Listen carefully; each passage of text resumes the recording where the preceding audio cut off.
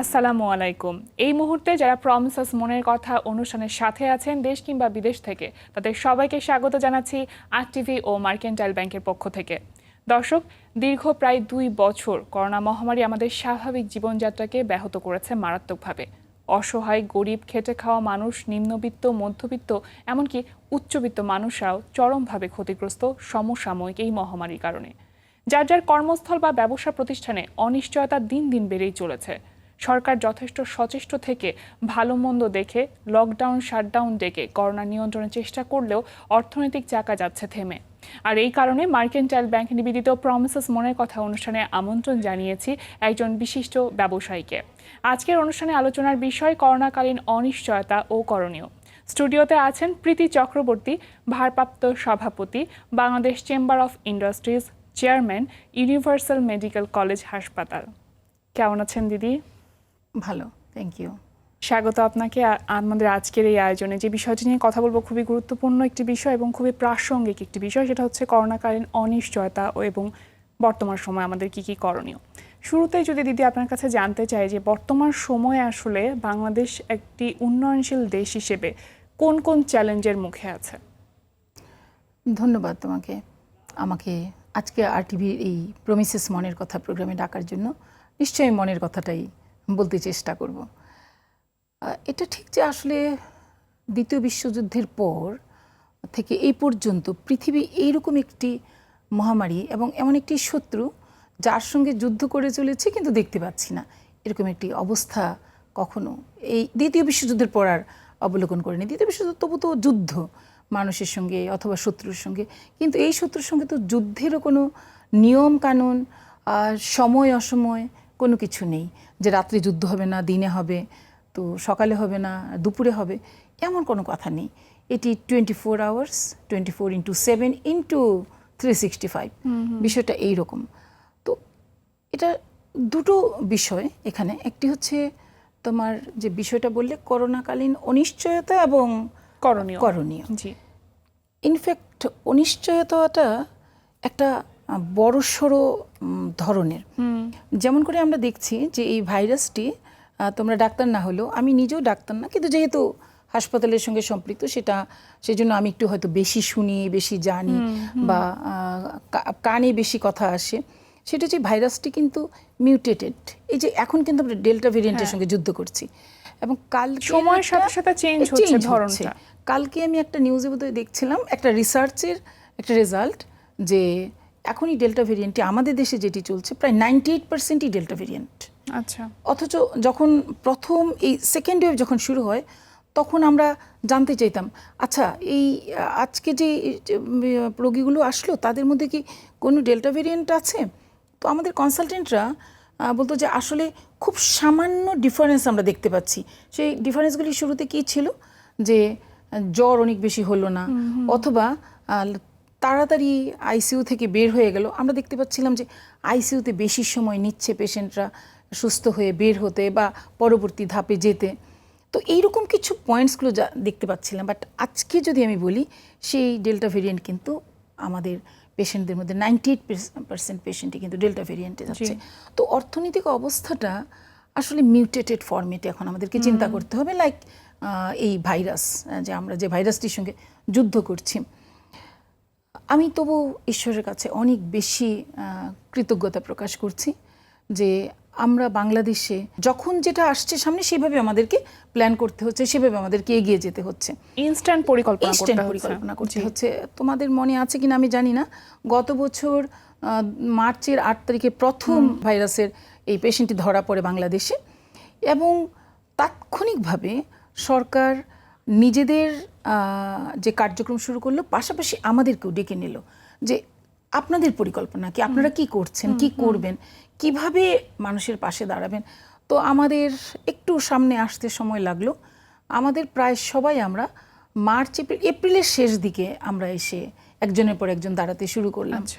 যখন পুরো বেসরকারি খাত পাশে এসে দাঁড়ালো সরকারি খাতের পাশাপাশি, আমরা কিন্তু, যদিও একটা মৃত্যু কাম্য নয়, প্রত্যেকটা ফ্যামিলির একটা মৃত্যু, মানে ওই ফ্যামিলিটা জানে যে তার কি কষ্টটা হচ্ছে, কিন্তু আমরা যেটা দেখলাম যে প্রথম ওয়েভটা কিন্তু আমরা অনেক সফলভাবে পৃথিবীর অনেক উন্নত দেশের তুলনায় এটাকে আমরা ওভারকাম করলাম। আসলে বলা চলে অনেক কম মৃত্যুর মধ্য দিয়ে। আমি যদিও বলছি যে মৃত্যু একটাও আমরা চাই না, এখনো চাই না। আমরা কিন্তু বুঝেছিলাম যে সেকেন্ড ওয়েভ হয়তো আমাদেরকে ফেস করতে হবে। এটার জন্য আমরা যারা হেলথ কেয়ারের সঙ্গে সম্পৃক্ত আমরা কিন্তু কখনো আমাদের ইউনিটগুলি বন্ধ করে দিতে পারিনি, যে একদম বন্ধ করে দিলাম। কিন্তু আমি দেখেছি আমার হাসপাতালে ডিসেম্বরের পর থেকে ডিসেম্বর, জানুয়ারি, ফেব্রুয়ারি এই 3 মাস কমতে শুরু করেছে। এমনও একদিন হয়েছে যে মাত্র 2 জন পেশেন্ট, কিন্তু তবু আমরা এই ভীতি থেকে সরে যেতে পারিনি যে আরেকবার আমাদেরকে এটি ফেস করতে হবে না। এবং অর্থনীতি কিন্তু সেই তখন থেকেই, মানে প্রথম বছরের প্রথম দিকে কিন্তু অর্থনীতি একটা বড় রকমের চ্যালেঞ্জ না, আমি বলবো তখন সে অনিশ্চয়তায় পড়ে গেছে। আসলে কি করব, কোথায় যাব, জীবন বাঁচাবো না জীবিকা বাঁচাবো। নির্ধারিত পরিকল্পনাগুলো ছিল সেগুলো সাইডে রেখে অন্য ধরনের পরিকল্পনা করতে হয়েছে না। আসলে তখন সেই সময়টায় প্রথম 3 মাস কিন্তু কোনো পরিকল্পনা করতে পারিনি। জানতে চাই যে বাংলাদেশের অর্থনীতি বেসিক্যালি আসলে কোন কোন জায়গাতে সবথেকে বেশি ক্ষতিগ্রস্ত হচ্ছে, কোন কোন খাতে?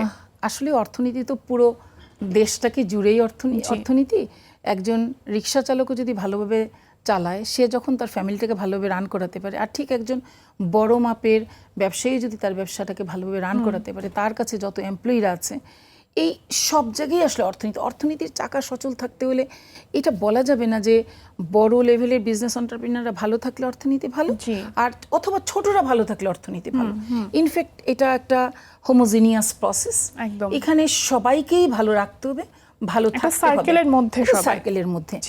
আর আমাদের সবসময় চাহিদাটা কি থাকে, আজকে আরটিভির কি চাহিদা থাকে, যে জায়গাটা আছে সেখান থেকে আরো বড় জায়গায় যাবে। মার্কেন্টাইল ব্যাংকের কি চাহিদা থাকে, যে লেভেলে আছে সেখান থেকে আরো একটু বড় লেভেলে যাবে। ঠিক সেই রকম আমারও চাহিদা তাই। আমি স্বাস্থ্যসেবা দেব, আজকে আমি এত লক্ষ লোককে দিতে পারছি, আমি চাই, আমার স্বপ্ন হচ্ছে বাংলাদেশের কোনো মানুষ স্বাস্থ্যসেবা ছাড়া থাকবে না, এবং একটা কমফোর্টেবল প্রাইস। তো এই জায়গাটায় যেতে হলে আমি যদি যেতে পারি, তাহলে আমার অর্থনীতিকে আমার যে ভূমিকাটা থাকবে আমার দিক থেকে, ঠিক সেই রকম প্রত্যেকের কাছ থেকে যে ভূমিকাটা আসবে সেটাকে নিয়েই অর্থনীতির চাকা সচল থাকবে। ইনফ্যাক্ট আমরা যেটা দেখছি এই সময়টায়, করোনাকালীন সময়টাতে বেশি পরিমাণে সমস্যায় পড়ছে আসলে ক্ষুদ্র এবং স্মল যে দরিদ্র মানুষরা, যারা নাকি বাইরে বের হলে সমস্যা হচ্ছে। তো গত বছর থেকে কিন্তু সরকার একটা প্রণোদনার ব্যবস্থা করেছে। তো আমি যেহেতু ব্যবসায়ী, তাই আমি ব্যবসায়ীর দিক থেকে বলতে চাই, আসলে যে ছোট সিএমএসএমই যে অংশটা, এটা কিন্তু একটা বড় অংশ। এখনও জাপানের এসএমই থেকে অর্থনীতির রেভিনিউ আসে প্রায় মোর দেন 90%। ইন্দোনেশিয়া এবং এই দেশগুলো এসএমই থেকে হচ্ছে তাদের সবচেয়ে বড় অংশটা পেয়ে থাকে। আমরা এখনো সেই জায়গাটায় যেতে পারিনি। ম্যাক্রো তো খুব বড় অংশ না, এটা তো একটা কি দেখা যায়, একটা দেশের অর্থনীতির 80% হয়তো দেয় 20% রেভিনিউ, আর 20% দেয় 80% রেভিনিউ। এটা একটা নর্মাল অঙ্ক। কিন্তু যদি ওই 80% 20% না দিতে পারে অর্থনীতির রেভিনিউ, তাহলে কিন্তু বাকি যে 80% রেভিনিউ, এটা অসম্ভব রকমভাবে ব্যাহত হয়। তো এখানে আমরা দেখেছি গত বছর এটা অনেক বেশি পরিমাণে সমস্যায় পড়েছিল। এটাকে বেস করে আমাদের এই বছরে সরকারের পক্ষ থেকে যে প্রণোদনাটা এসছে, যে সিএমএসএমইদেরকে এবং গরিব দরিদ্র জনগোষ্ঠীকে সরাসরি, গতবারও ছিল এটা কিছুটা, কিন্তু ব্যবসায়ীদের কাছে খুব একটা আসতে পারিনি। এটার অনেকগুলো কারণে ছিল। যদি আমি আমাদের দোষের কথা বলি, যে আমাদের ছোট ক্ষুদ্র ব্যবসায়ীদের ব্যাংকের অ্যাকাউন্ট নেই, ট্রেড লাইসেন্স নেই, টিন নেই, তো তাদেরকে আসলে শনাক্ত করা যাচ্ছিল না। কিন্তু আমি উইমেন চেম্বারের সঙ্গে সম্পৃক্ত, তাদের বোর্ডেও আছি, তো ফলে আমাদের প্রায় 10,000 সেখানে মেম্বার আছেন। তো আমরা দেখছিলাম যে এরা আসলে কিভাবে পড়ে যাচ্ছে, বন্ধ হয়ে যাচ্ছে। তো এই দেখাটা আমাদেরকে অসম্ভব রকম কষ্ট দিয়েছে। তো আমরা যা দেখছি সেটা কিন্তু আমাদের সরকার প্রধানও দেখছে, আরো ভালোভাবে দেখছে, বড় করে দেখছে। ফলে এই বছরে উনি আলাদা করেই এই খাতগুলোকে আলাদা করেছেন, যে ছোট উদ্যোক্তাদের জন্য। আমি একটু যুক্ত করি যে সরকার থেকে যে বলা হচ্ছে বা আমরা শুনছি যে ব্যবসায়ীদেরকে প্রণোদনার ব্যবস্থা করা বা দরিদ্র জনগোষ্ঠীকে ত্রাণ দেওয়া, এগুলো আমরা শুনছি, কিন্তু যখন তাদের কাছে যাওয়া হচ্ছে তারা কিন্তু বলছে না আমরা পাচ্ছি না বা আমরা পাইনি। হয়তো সঠিক সিস্টেমের মধ্যে দিয়ে তারা যেতে পারছে না, কিন্তু এই সঠিক সিস্টেমটা তাদের কাজ পর্যন্ত পৌঁছানোর জন্য তো নিশ্চয়ই কিছু করণীয় আছে। না, এটা যেটা হয়েছে আমরা আসলে অংশটা তো বিশাল, প্রায় 170 মিলিয়ন লোকের বসবাস আমাদের দেশে। তো সেখানে এত সহজ না বিষয়টা যে যত সহজেই চাইবো তত সহজে প্রত্যেকটা মানুষের কাছে পৌঁছে যেতে পারবো। কেন আজকে কানাডা প্রত্যেকের বাড়িতে বাড়িতে বাজার করে দিয়ে আসতে পেরেছে? ওদের কত মানুষ, আমাদের মতো দেশগুলো লাইক বাংলাদেশ, ইন্ডিয়া, ইন্দোনেশিয়া, যে সমস্ত জায়গাগুলিতে অনেক বেশি জনসংখ্যা, সেখানে কিন্তু বিষয়টা তো সহজ না। তারপরেও একটা বড় অংশের কাছে কিন্তু যাচ্ছে। আমরাও দেখছি আজকাল তো মিডিয়ার কল্যাণে আমরা সমস্ত তথ্যই আসলে চলে আসে যে একজন রিক্সাওয়ালা বলছে আমি যদি আজকে রিক্সা না চালাই তা আমি আজকে খাবো কি। একজন বয়স্ক ভদ্রমহিলা সে ওই কোদাল দিয়ে মাটি কোপাচ্ছে যে আমি যদি আজকে না মজুরি পাই, একজন চা বিক্রেতা সে যদি বলছে আমি যদি চা না বিক্রি করে আমার সংসার পরিচালনা করবো। অথচ আমরা এটাও দেখছি সরকারের কাছ থেকে প্রত্যেকের মোবাইল কিন্তু আছে, প্রায় সবার মোবাইল ফোনের মাধ্যমে কিন্তু প্রায় সবাই টাকা পাচ্ছে। এখন প্রত্যেকের কাছে যে টাকাটা যাচ্ছে, যে সহযোগিতাটা যাচ্ছে, এটা তো একটা সাময়িক, তার তো প্রতিদিনের জন্যই লাগছে। আমাদের জনগোষ্ঠীর একটা বড় অংশ আছে যে প্রতিদিন তারা ইনকাম করে, প্রতিদিন তারা সেটা খরচ করে। তো এই ক্ষেত্রে দিনমজুরও বলবো না আমি, দিনমজুর আছে, ক্ষুদ্র ক্ষুদ্র উদ্যোক্তা আছে, যেমন একজন চা বিক্রেতা, সে কিন্তু প্রতিদিন চা বিক্রেতা, একজন ঠেলাওয়ালা, সে মানে ভ্যান গাড়িতে চা বিক্রি করছে, সেটাতে তার সংসার চালাচ্ছে। তো ফলে তাকে যে সহযোগিতাটা বা যাচ্ছে সেটা হয়তো তার 2 দিনের 7 দিনের, কিন্তু তার জীবনের তো আরো 30টি দিনের মধ্যে বাকি দিনগুলো রয়ে গেছে, তাকে তো সেই দিনগুলো চালাতে হবে, সার্ভাইভ করতে হবে। এই জন্য হচ্ছে যে সহযোগিতা যারা পাচ্ছে তাদের জন্য এটা অপ্রতুল। আর একটা অংশ হয়তো এখন পর্যন্ত তাদেরকে কানেক্ট করা যাচ্ছে না, কিন্তু আমি দেখেছি হ্যাঁ যতক্ষণ পর্যন্ত কানেক্ট করা যাচ্ছে তাদের কাছে কিন্তু সহযোগিতার হাত পৌঁছে যাচ্ছে। একই সঙ্গে আমি যেটা বলবো যে বেসরকারি খাতের যে বিজনেস এন্টারপ্রেনাররা তারাও কিন্তু চেষ্টা করছে তার এলাকায় তাদের যে সমস্ত পরিচিত জনেরা আছে, গ্রামীণ জনগোষ্ঠী আছে, যারা পারছে না তাদের পাশে সহযোগিতার হাত বাড়াতে, কখনো চাল ডাল দিয়ে, কখনো বা ওই অক্সিজেন সিলিন্ডার অথবা ভেন্টিলেটর এইসব দিয়ে। আমরা খুব সম্প্রতি এফবিসিসিআইও আমি বোর্ডে আছি, আমরা এফবিসিসিআই থেকে অনেকগুলি জেলায় আমরা আমাদের অক্সিজেন সিলিন্ডার পাঠিয়েছি, আমরা বাইপাপ মেশিন পাঠিয়েছি, হাই ফ্লো নেজাল ক্যানোলা পাঠিয়েছি। আমি বাংলাদেশ চেম্বার অফ ইন্ডাস্ট্রিজের পক্ষ থেকেও আমরা আলাদাভাবে ব্যবহার করেছি, ফেডারেশনের সঙ্গে করেছি, আলাদাভাবে করেছি, যে জেলাগুলি বেশি সংক্রমণ ছিল সেই জেলাগুলিতে। অর্থাৎ আমি একটা জিনিস খেয়াল করেছি, বাংলাদেশের মানুষ তো এমনিতেই ইমোশনাল, আবেগঘন, সে কিন্তু খুব সহজেই মারামারিও করতে পারে, ঝামেলাও করতে পারে, আবার খুব সহজে কেঁদেও ভাষায় তার পাশের বাড়ির মানুষের জন্য। সরকার প্রধান থেকে শুরু করে সবাই আসলে যেভাবে পেরেছে সেভাবে কিন্তু সহযোগিতা নিয়ে মানুষের পাশে দাঁড়িয়েছে। দিদি, এই বিষয়টা নিয়ে আরো অনেক কিছু বলার আছে, জানার আছে, একটা ছোট বিরতি নিয়ে তারপর ফিরছি। দর্শক, মার্কেন্টাইল ব্যাংক নিবেদিত প্রমিসেস মনের কথা অনুষ্ঠান থেকে এই মুহূর্তে নিয়ে নিচ্ছি ছোট্ট একটি বিরতি। বিরতির পর আমরা বিষয়ভিত্তিক আরো অনেক গুরুত্বপূর্ণ আলোচনা করব। সে পর্যন্ত আরটিভির সাথেই থাকুন।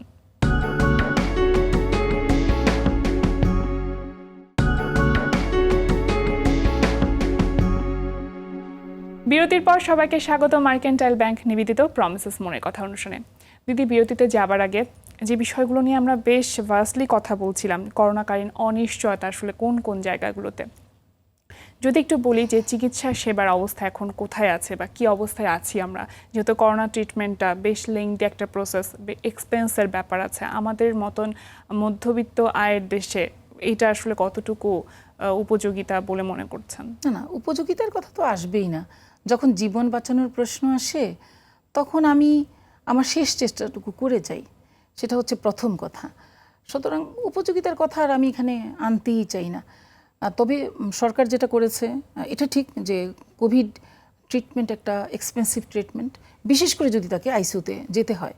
তো আমি যে কথাটি বলতে চাই যে এই লম্বা লকডাউনে, অর্থাৎ গত বছরের আমাদের অভিজ্ঞতা বলছিল যে এই সংক্রমণের হার হয়তো 5% না 10%, 15% কমে যাবে। এটা একটা এখানে একটা দ্বিমত আছে অবশ্য, সেটা হচ্ছে যে এই সংক্রমণের হার আসলে এত কেন স্মল পার্সেন্টেজে কমছে, সেটার দুটো কারণ। একটা হচ্ছে গত বছর এত পরীক্ষা হয়নি, মানে শনাক্তকরণ করা যায়নি। তখন উদাহরণটা এরকম, তখন যদি 6টা ল্যাবরেটরি থাকে এখন 600টা ল্যাবরেটরি, যেখানে শনাক্ত, আর তখন মানুষজন ভয়েও যেত না শনাক্ত করতে। এখন কিন্তু মানুষ যাচ্ছে, লাইক ভ্যাকসিনেশন, যে ভ্যাকসিন রেজিস্ট্রেশনই করে নাই, এখন কিন্তু রেজিস্ট্রেশনের জন্য কিউ। তো ফলে শনাক্তকরণের সংখ্যা বাড়ছে এই জন্য যে মানুষ কনসাস আগে করছে। এবং এটাও ঠিক, আমাকে ওই এক্সপেন্সিভ ট্রিটমেন্টে হয়তো যেতে হবে না যদি না কারো কোমরবিডিটি না থাকে। আমি কোমরবিডিটি বলতে এটা একটা মেডিকেল টার্ম, অর্থাৎ তার যদি কার্ডিয়াক প্রবলেম না থাকে, তার যদি রেসপিরেটরি প্রবলেম না থাকে, অথবা যদি তার বার্ধক্যজনিত অনেকগুলি অর্গানের প্রবলেম না থাকে, তাহলে সে যদি শুরু থেকেই সচেতন থাকে তাহলে সম্ভবত সে প্রথমত শনাক্তকরণ হলো, তারপরে তাৎক্ষণিকভাবে সে অনলাইনেও কিন্তু চিকিৎসকের শরণাপন্ন হতে পারছে। এবং আমরা যেটা করছি আমাদের হাসপাতালে, আমরা প্রথমত তাদেরকে বলছি যখনই তারা কেউ পজিটিভ হলো তখনই তাকে, আমাদেরও তো প্রচুর পরিচিত পরিজন, আত্মীয় স্বজন, বন্ধু বান্ধব, তাছাড়াও এমনি তো লিঙ্কে অনেক পরিচিত আছে, সে আমার ফেডারেশনের অনেক পরিচিত, আমার বাংলাদেশ চেম্বারের অনেক পরিচিত। আমরা তাদেরকে যেটা বলছি যে যখনই শনাক্ত হচ্ছে তখনই বলছি 3 থেকে 4 দিনের মধ্যে এসে একটা এইচআরসিটি বা একটা এক্সরে করাতে, তাহলে তার লাংসের অবস্থাটা বোঝা যাচ্ছে এবং তাৎক্ষণিকভাবে সে ট্রিটমেন্টে চলে গেল, সে বাড়িতে থেকেই ট্রিটমেন্ট নিল।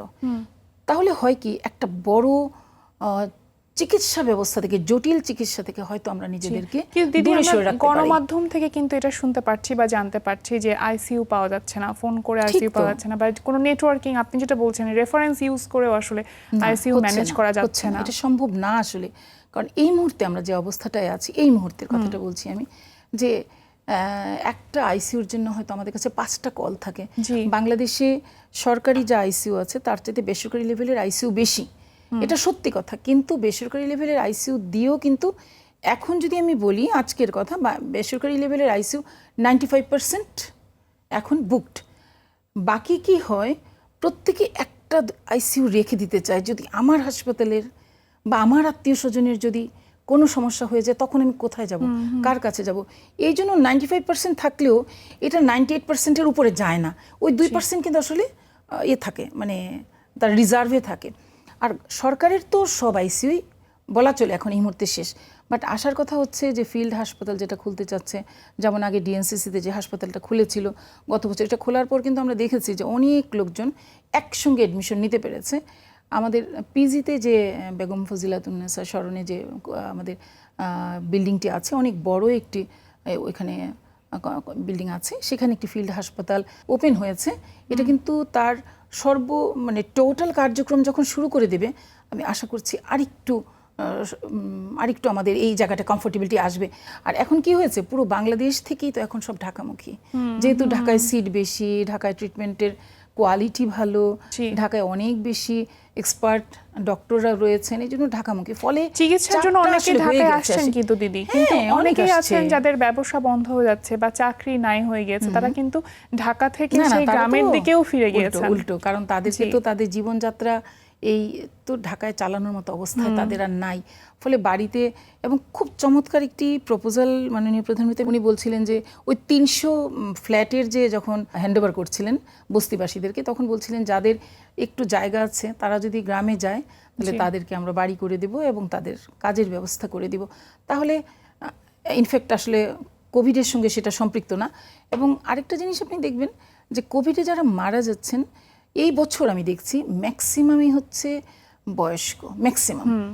এবং যেটা হয় গ্রামে, কোভিডে সংক্রমণ হলো কিনা সেটা তো বোঝা যাচ্ছে না। দিদি, শুরুতে যখন কোভিড প্রথম এসেছে তখন কিন্তু বয়স্কদের উপর বেশি ইফেক্ট ফেলেছে, এখনো হয়তো আছে, কিন্তু এখন কিন্তু ইয়াংরাও মারা যাচ্ছে, ইয়াংরাও মারা যাচ্ছে। কিন্তু কারণটা কি, এই ডেল্টা ভেরিয়েন্টের বিষয়টা, মানে সিমটমগুলি অনেক বেশি চিহ্নিত হওয়ার আগেই সে রোগী কমপ্লিকেটেড হয়ে যাচ্ছে। এটা হচ্ছে আসলে মৃত্যুর হার বেড়ে যাওয়ার কারণটা।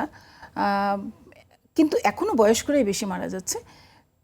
এবং গ্রামে কি হচ্ছিল মানে কি এখনো হচ্ছে, যে জ্বর হয়েছে অথবা তার কাশি আসলে আগে থেকে আছে, তো সে ভাবছে যে আমি যে কি হবে, আসলে কোথায় যাব, তারপরে টাকা পয়সার চিন্তা থাকে, সিট হয়তো পাবো না, পেলে আবার কোভিড হলে দাফন কিভাবে হবে, কোন কবরস্থানে হবে, কিভাবে আমাকে আমার আত্মীয় স্বজনের সহযোগিতা করবে কিনা, কিন্তু অনিশ্চয়তা, সব জায়গায় অনিশ্চয়তা, কি করব। তাহলে থাক, টাকা পয়সা সেরকম নাই, আমি আর গেলাম না বলে যখন 5 দিন চলে গেল তখন তো তার পরিবারের লোকজনরা আর বসে নেই, তখন তো তার অবস্থা সিরিয়াস, তখন তাকে কিন্তু নিয়ে গেল, সিটও পেল না, যা পেল যদি বা পেল সেখানে কিন্তু সেই ট্রিটমেন্ট আর তাকে সেভ করা কোনোভাবেই গেল না। তো এটা আমাদের জন্য আসলে অনেক দুর্ভাগ্য। এই জন্য আমি খুব মানে আমার পক্ষ থেকে পুরো হেলথ কেয়ারের পক্ষ থেকে আহ্বান জানাই যে সবাইকে প্রথমত হচ্ছে যে হওয়া মানে অ্যাওয়্যার থাকা। আমরা ফেডারেশন থেকে 1 কোটি মাস্ক দিয়ে শুধু অ্যাওয়ারনেস প্রোগ্রাম করেছি, শুধু অ্যাওয়ারনেস যে সবাইকে মাস্ক পরতে হবে। আমাদের আসলে কিন্তু আলটিমেট রক্ষা কিন্তু আমাদের ভ্যাকসিনেশন যতক্ষণ পর্যন্ত ডাবল ডোজ বা সিঙ্গেল ডোজ যেটাতেই হোক না কেন না পাচ্ছি ততক্ষণ পর্যন্ত কিন্তু আমরা এখান থেকে বের হতে পারবো না, অর্থাৎ হার্ড ইমিউনিটি আমাদের মধ্যে ডেভেলপ করতে হবে। তো ততক্ষণ পর্যন্ত আমাদেরকে কনসিয়াস থাকতে হবে। আর এর মধ্যে যদি কারো সংক্রমণ হয়ে যায়, আমি যেটা আহ্বান জানাই তাৎক্ষণিকভাবে চিকিৎসকের সঙ্গে কথা বলা, তাহলেও আমরা একটা বড় অংশের রিলিফ পাবো যে আমাকে হয়তো হাসপাতালে যেতে হবে না। তারপরে যাকে যেতে হবে তো হবেই, করতে তো হবেই। এখানেই যে আসলে যদি আইসিইউ না পায় কি করবে, কি করতে পারে, কারণ আইসিইউ তো সব জায়গায় একই রকম অবস্থা। তো ওই যে আমরা আশা করছি যে ওই ফিল্ড হসপিটালটা পরিপূর্ণভাবে ইয়েতে গেলেই মানে সব টোটাল চিকিৎসা বাস্তবায়নে গেলেই একটু কমফোর্টেবিলিটি আসবে।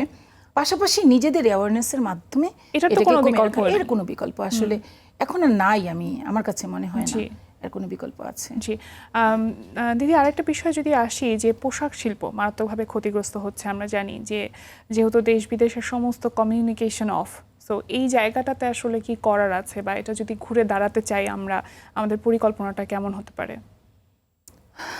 ইনফ্যাক্ট আরএমজিকে তো আমাদের বাংলাদেশের উচ্চ মানে অগ্রাধিকার, মানে সবার উপরে তাকে অগ্রাধিকার দেয়, বিকজ সে হচ্ছে সবচেয়ে হাইয়েস্ট ফরেন কারেন্সি আর্ন করে।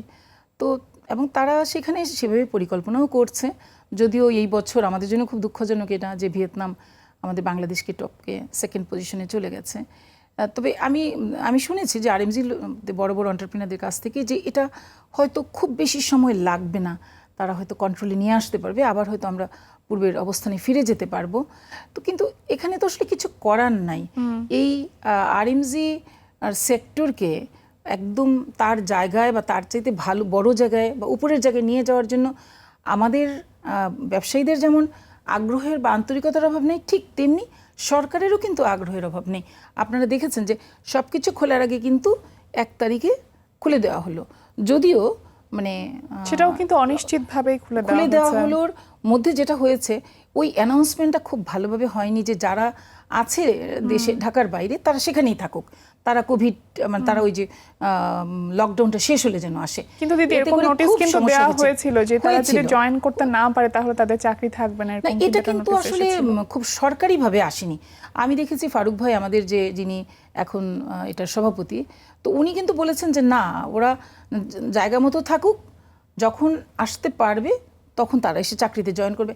এখন হয় কি আসলে সবাই তো আর বড় ইন্ডাস্ট্রি না, কিছু কিছু তো ছোট ইন্ডাস্ট্রি আছে যাদের সবাই হয়তো চলে গিয়েছিল, বিকজ ওইখানে কিন্তু একটা পয়েন্ট ছিল কোরবানি ঈদ, আর কোরবানি ঈদের পরে 5 দিন 7 দিন কিন্তু কেউ আসলে আসতে চায় না।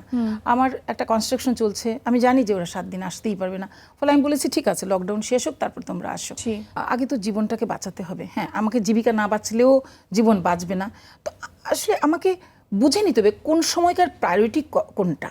মানে এক সময় জীবিকার প্রায়োরিটি বেশি, এক সময় জীবনের প্রায়োরিটি বেশি, দুটোকে মিলিয়েই আমাদেরকে আমাদের প্ল্যানটা আমাদের কি করতে হবে, যে আমি আসলে কি করতে চাই, কি করলে আমি নিজে সেফ থাকবো, আমার পরিবার পরিজন সেফ থাকবে, আমার সহকর্মীরা সেফ থাকবে এবং ব্যবসাও সেফ থাকবে। আসলে আরএমজির এই ক্ষতিগ্রস্ততার কথা তুমি বলছিলে, আরএমজি কেন, বাংলাদেশের কোন সেক্টর এই মুহূর্তে ক্ষতিগ্রস্ত না? আমার কিছুদিন আগে আমার একটা মানে নিয়েছিল ইন্টারভিউ কোনো একটা পত্রিকায়, তো আমার কাছে তখন মনে হয়েছে, আমি বলেছিলাম যে আসলে আমাদেরকে যে জায়গাটা থেকে আমরা ফিরে গেছি পেছনে, সেই জায়গাটায় আসতে আমাদের একটা লম্বা সময় লাগবে এবং ব্যবসায়ীদেরকে, এটা শুধু বাংলাদেশের জন্য না, এটা পুরো পৃথিবীর জন্যই, কারণ অনেকগুলি বড় কোম্পানি নিজেরা নিজেদেরকে দেউলিয়া ঘোষণা করেছে, পৃথিবীর বড় বড় কোম্পানিগুলো।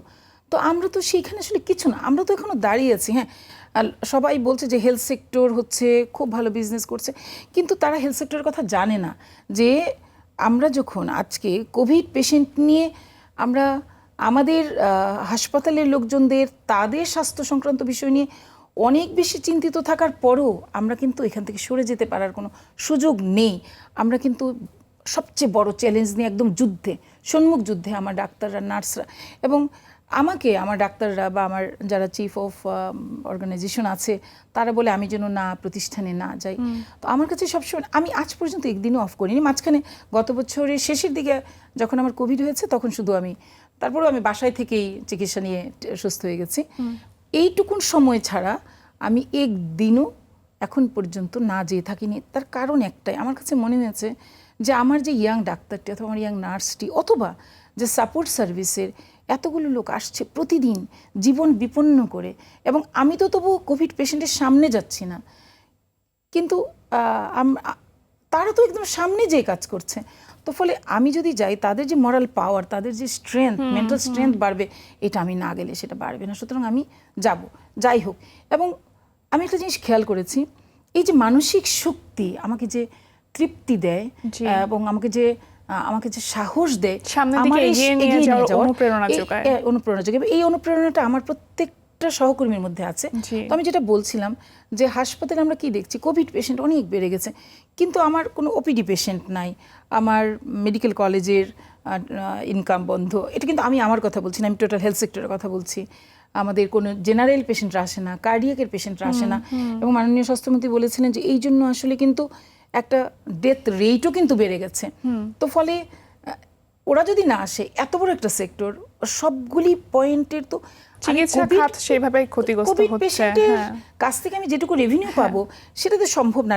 কোভিডের জন্য যে আমাদের যে ফেসিলিটিসগুলি আমরা আমাদের সহকর্মীদের দিতে হয়, এটা প্রায় 2.5-3 গুণ রেভিনিউ, তাদের থাকার ব্যবস্থা, খাবারের ব্যবস্থা, তাদের জন্য আলাদা যানবাহন, আমরা এটা করি নিজের আনন্দে। ওরা কিন্তু বলে না, ওরা কিন্তু কিছু চায় না। গত বছর ডাক্তার নার্সরা একটু ভয় পেয়েছিল প্রথম 2-3 মাস, এখন কিন্তু এত আশ্চর্যের কথা, একটা ডাক্তার নার্স বা একটা সাপোর্ট সার্ভিস কখনো না করে না যে আমি পেশেন্টের কাছে যাব না, পেশেন্টকে ট্রিটমেন্ট দেবো না, নিজের আগ্রহে যায়। এর চাইতে বড় কিছু আর কি আছে? আমি মনে করি এটাই আমার সবচেয়ে বড় প্রাপ্তি, এবং এটা হেলথ সেক্টরের জন্য এখন একটা বিশাল বড় চ্যালেঞ্জ যে এই রকম একটা অর্থনৈতিক কমপ্লিকেটেড অবস্থায় থেকে কিভাবে ব্যাংক সামলাবো, কিভাবে নিজেকে সামলাবো, কিভাবে আমি আমার সহকর্মীদেরকে নিয়ে সামনে যাব। এটা আমি শুধু আমার কথা বললাম না, এটা সামগ্রিক হেলথ কেয়ারের কথা বললাম। একই রকম কথা আসলে সব জায়গায়, ইভেন ফার্মাসিউটিক্যালসের ক্ষেত্রেও চলছে, একই কথা চলছে। একটু যদি শিক্ষা প্রতিষ্ঠানের দিকে নজর দিয়ে দিদি, তাহলে বর্তমান সময়ে এখন ছেলেমেয়েরা যেই শিক্ষা ব্যবস্থার মধ্যে দিয়ে এতদিন পর্যন্ত বেড়ে উঠেছিল, এখন কিন্তু একেবারে বিপরীতমুখী একটি শিক্ষা ব্যবস্থা নতুনভাবে আমরা দেখছি, নিউ নরমাল লাইফ আমরা বলছি। এটার সাথে আসলে অভ্যস্ততা তৈরি হতে তো নিশ্চয়ই যে কোনো ছাত্রছাত্রীর সময় লাগবে, এবং পরবর্তীতে গিয়ে কি এই শিক্ষা ব্যবস্থার সাথে আমরা ইউজ টু হয়ে যাব এবং এভাবেই কি আমরা চলতে থাকবো? এটা বলা যাবে না। তবে আমি যেহেতু মেডিকেল শিক্ষার সঙ্গে সম্পর্কিত, নার্স, আমার নার্সিং কলেজ আছে, মেডিকেল কলেজ আছে, যেহেতু আমরা খুব আতঙ্কিত যে এই যে 2 বছরের নার্স ডাক্তার, এটা কিন্তু শুধু তাত্ত্বিক পড়াশোনায় চলে না। এদেরকে কিন্তু ওদের আসলে তাত্ত্বিক পড়াশোনা হচ্ছে আমার দৃষ্টিতে 20%, 80% হচ্ছে তাদের প্র্যাকটিক্যাল। তো এই যে 2 বছর, আমি 2 বছরই ধরছি, গত বছর মার্চ থেকে শুরু করে যদি আমি এই বছর পুরোটা ধরি, অথবা সামনের বছর মার্চ পর্যন্ত যদি এটা চলে, তো এরা এই 2 বছর এদের যে অস্বাভাবিক ক্ষতি পুরো বাংলাদেশ নাই, পুরো পৃথিবীর হলো, এবং এরা যে যে শিক্ষাটা, ব্যবহারিক শিক্ষাটা না পেয়ে ডাক্তার হয়ে বের হবে, আমরা এদেরকে কিভাবে ওদের এই হারানো প্র্যাকটিক্যাল নলেজটা দিতে পারি, সেটা নিয়ে আমরা খুবই চিন্তিত। ইভেন আমরা চিন্তা করছি যে এরপরে যখন খুলবে তখন তাদেরকে আরও, কারণ আমরা কিন্তু ওই অনলাইন ক্লাস কিন্তু হচ্ছে, তো তখন তাত্ত্বিক পড়াশোনা একদমই কমিয়ে দিই, টোটাল সময়টাকে আমরা ভাবছি যে তাদেরকে একদম প্র্যাকটিক্যাল লাইফে তাদেরকে পেশেন্টদের পাশে পাঠিয়ে দেওয়া। আদারওয়াইজ ওরা তো একদিন ডাক্তার হবে, ওরা তো একদিন আমাকে দেখবে, তাই না? তোমাকে দেখবে, আমাদের সবাইকে ওরাই দেখবে।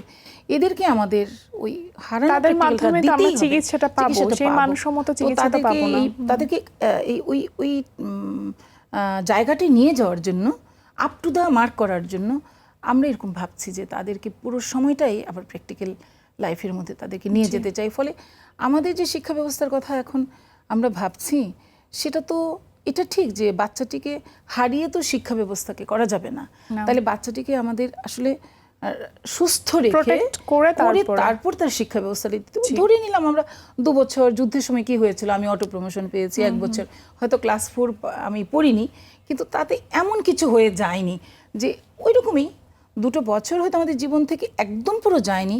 অনলাইন ক্লাস হচ্ছে, বাবা মায়েরা নিজেরা কেয়ারফুল থাকছে, ছেলে মেয়েদেরকে চেষ্টা করছে, হ্যাঁ একটা অংশ তো যাবেই, তাদের একটু ডিরেলড হয়েছে, তাদের পড়াশোনার ধরন পাল্টেছে, মানিয়ে যাব। বাংলা আমরা ওই যে ভাইরাসের মতো মিউটেটেড হয়ে যাব সেটা বলেছি।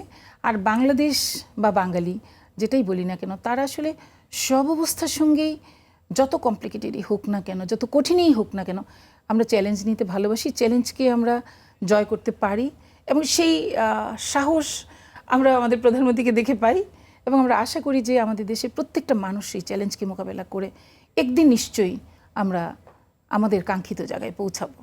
এই যুদ্ধের জন্য, যুদ্ধ জয় করার জন্য শুধু অপেক্ষা করছি। এই প্রত্যাশা দিদি। একদম শেষ পর্যায়ে চলে এসেছি। সামগ্রিক পুরো বিষয়, সামগ্রিক পুরো বাংলাদেশ, পুরো পৃথিবী সবকিছু মিলিয়ে এখনকার যে বর্তমান পরিস্থিতি, এই পরিস্থিতিতে আপনি যদি সবশেষে কোনো পরামর্শ থাকে দর্শকদের উদ্দেশ্যে যে কি করণীয় এখন এই মুহূর্তে আমাদের? তো আমি বিষয়ে 2টো কথা বলতে চাই। একটি হচ্ছে যে প্রত্যেকে সচেতন হতে হবে, মাস্কটা ঠিক মতো পরতে হবে বলতে আমি খুব মানে ওই দিন একটা মেসেজ এসছে একটা গ্রুপ থেকে, আমি ফেসবুক করতে পারি না, এটা পছন্দ করি না, এই জন্য ফেসবুকে নাইও আমি, সেটা আমার সঙ্গে নাই। তো আমাদের অনেকগুলো গ্রুপ আছে, একজন বলেছে যারা মাস্ক সঠিকভাবে পরে না তাদের কথাই কিছু মনে করো না, কারণ তারা আজ আছে কাল নাই।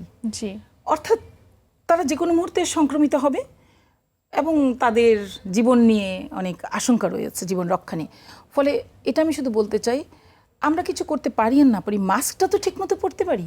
সেটাই। ফলে আমরা যেন এই জায়গাটায় সচেতন হই, আমরা সঠিকভাবে মাস্কটা পরি এবং কোনোভাবেই হাত স্যানিটাইজ না করে মুখে বা চোখে না দিই। এটি হচ্ছে আমার জীবন রক্ষার জন্য একটি কথা। আর জীবিকার যে রক্ষার জন্য আমি যেটি বলতে চাই সামগ্রিকভাবে, এটি একটি অনেক বড় বিষয়। এদেরকে রক্ষা করার জন্য আমাদের অর্থ মন্ত্রণালয়, আমাদের ব্যাংকিং খাত, আমাদের ব্যবসায়ীরা অর্থাৎ FBCCI প্রেসিডেন্ট সহ আমাদের একটা সামগ্রিক চিন্তাভাবনা করতে হবে, এবং সেখানে আমি যেহেতু হেলথ কেয়ারে আছি সেই জন্য বলবো যে আমার হেলথ মিনিস্ট্রিকেও রাখতে হবে। একটা সামগ্রিক চিন্তাভাবনা করে সমস্ত ব্যবসায়ীদেরই কিভাবে আগামী 10 বছর তারা চলবে তাদের এই পরিকল্পনাটা ঠিক মতো গুছিয়ে দেওয়া দরকার। আদারওয়াইজ আমরা আমাদের পুরানো জায়গাটায় ফিরে যেতে পারবো না। এটি হচ্ছে আমার নিজের অনুভূতি, এবং আমি চাই যে এই জায়গাটায় সরকারের কাছ থেকে এরকম একটি নির্দেশনা আসবে। আমরা যেমন একটি ছোট ছোট নির্দেশনা নিয়ে যাচ্ছি, হ্যাঁ তাকে ডিসেম্বর পর্যন্ত খেয়াল করে রাখো সেজন্য ক্লাসিফাইড না হয়, তাকে অগাস্টের 31 তারিখ পর্যন্ত রাখো, এভাবে হবে না। এটা একটা বড় রকমের সামগ্রিক গোছানো পরিকল্পনা দরকার।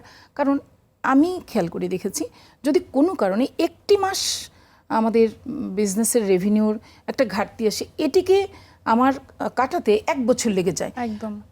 এখন যেখানে প্রায় 2 বছর আমাদের এই অবস্থায় যাচ্ছে, সেটাকে ঠিক জায়গায় আনতে আমি মনে করি যে একদম একটা সুষম, সঠিক, সুষ্ঠু পরিকল্পনা এবং তার বাস্তবায়ন দরকার, যেটা আমি মনে করি নিশ্চয়ই সবাই মিলে আমরা করতে পারবো। এবং আমরা অবশ্যই আমরা আমাদের জয় করে আমরা আমাদের আগের জায়গায় ফিরে যাব। অনেক অনেক শুভকামনা দিদি, আর অনেক ধন্যবাদ আপনাকে আমাদের আলোচনায় এসে সময় দেওয়ার জন্য। ভালো থাকবেন। থ্যাংক ইউ RTVকে এবং তোমাকেও। Thank you. দর্শক, সময়ের সাথে তাল মিলিয়ে চলতে হবে, সমস্যার সমাধান খুঁজতে হবে সম্মিলিতভাবে। হতাশাকে ঠাঁই দেওয়া যাবে না কোনোভাবেই। কর্মস্থল, কর্মপরিবেশ স্বাভাবিক হবেই। আমরা ফিরে পাবো স্বাভাবিক জীবন, তবে অনেক কিছু হারিয়ে অনেক ত্যাগের বিনিময়ে। করোনা মহামারী যেমন অনেক কিছু কেড়ে নিবে, তেমনি অনেক কিছু দিয়ে যাচ্ছে আমাদের জন্য, সমাজের জন্য। ধৈর্য হারা হবেন না, মাদক গ্রহণ করবেন না। খুব তাড়াতাড়ি আমরা সবাইকে নিয়ে সুন্দর জীবনযাপন করব, সেই প্রত্যাশায় আজকের মতো বিদায় নিচ্ছি মার্কেন্টাইল ব্যাংক নিবেদিত প্রমিসেস মনের কথা অনুষ্ঠান থেকে। সবাই ভালো থাকুন, সুস্থ থাকুন, সবসময় মাস্ক পরিধান করুন, সরকারি নির্দেশনা মেনে চলুন, আর নিজেকে অবশ্যই মাদক মুক্ত রেখে দেশকে ভালোবাসুন। আল্লাহ হাফেজ।